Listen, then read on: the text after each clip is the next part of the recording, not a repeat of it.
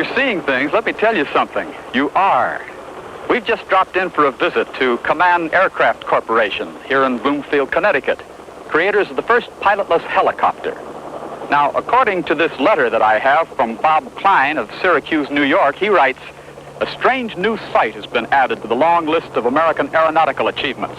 A helicopter drone, where radio signals have replaced the need for a pilot, has been developed by the command company. Because its potentials are unlimited, I think this is a natural story for you to ask for it.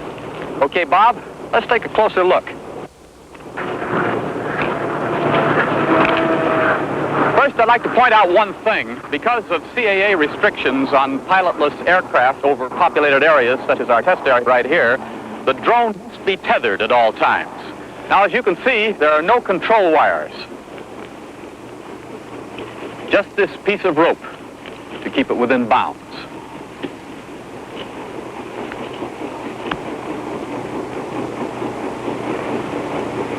And over here is the amazingly simple control unit. Hello, Bob Mack. Hello, Jack. I'd like you to meet Charlie Command, the president and founder of our company. Mr. Command, it's a pleasure. Hi, Jack. Say, I think this is a great machine that you've developed here. I imagine it has a lot of uses. Well, it certainly does. We're highly enthusiastic about the future potential of the robot, Jack.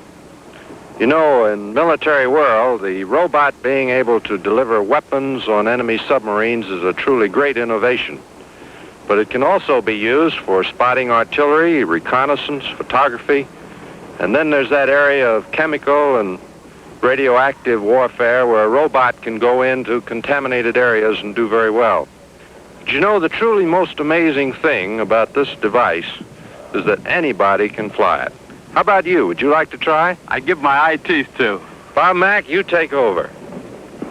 This stick controls the speed and direction of flight of the robot. You tilt it in the direction in which you wish to fly, and it varies the cyclic controls in the helicopter automatically. Oh, I see. Well, now I know about the speed and the direction. How do I go up?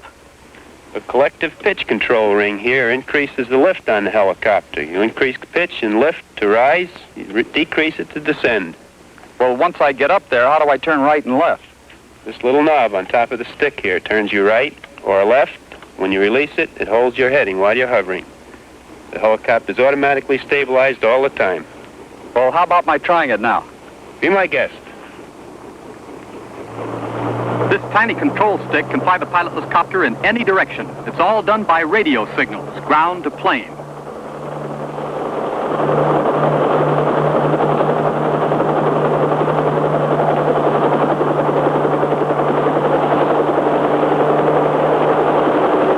Let's turn the ring and see what happens. The copter rises straight up, but now watch.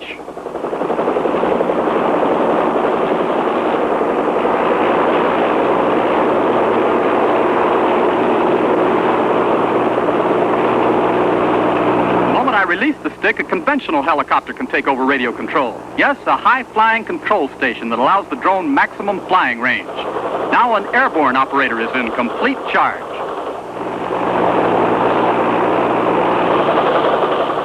His control panel radios commands to the pilotless copter just as we did from the ground. The robot can stay in flight for 2 hours, and with the restraining rope released, rise to 15,000 feet, control switching from ground to air or to other ground stations as it moves from one area to another. Well, now I'll take over again and try and bring the robot down. And if I can do it, anybody can.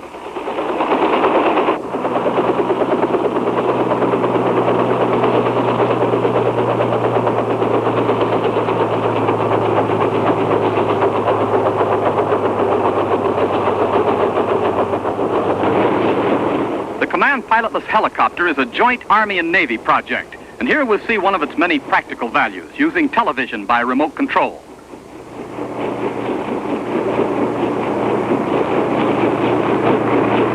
Yes, the Telescout, the Army Signal Corps TV camera, is installed in the nose of the robot. Its purpose? A revolutionary means of battlefield surveillance, aerial reconnaissance without risking the life of a pilot.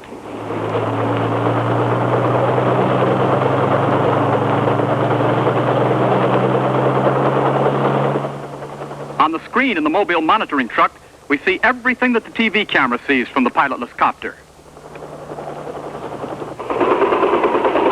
Over 5 years of development and research has made the drone helicopter a true jack of all trades. Its potential is unlimited.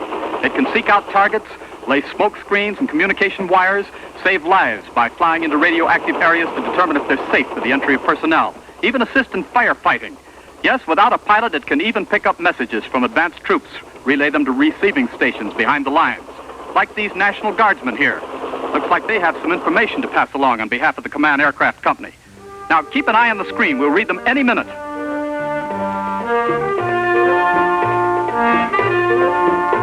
Get the message, Bob Klein? You asked for it.